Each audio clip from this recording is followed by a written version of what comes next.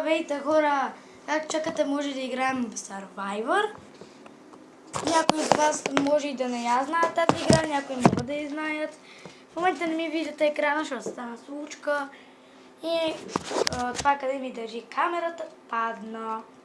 И сега какво ще правим? Ще чакаме моята приятелка Дебора да дойде. И също забравих да ви кажа. Имам добра новина, която е много хубава новина, която няма да очаквате. Сега ще очаквате. С нетърпение исках да дойде това време да ви кажа ли какво толкова много съм чакала през годините, за да имам YouTube. И също за още едно нещо, което вие не знаете. Това е тайна за мен.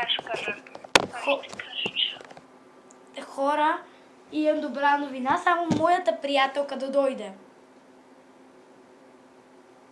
Само на извънна.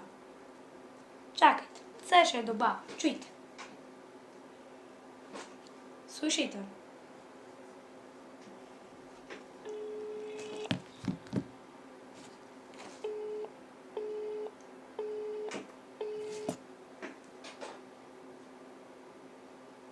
Хора, както разбрахте, може да има фен среща.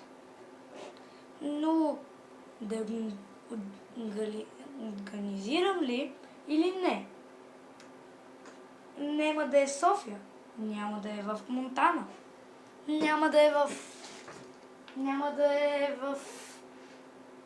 в как да го кажа, в Черкаски, няма да е в Берковица, няма да е в Белово, Сито и такива. А в Пловдив не мога да пътувам. Но трябва да спра видеото. Ще направя част втора. Чао!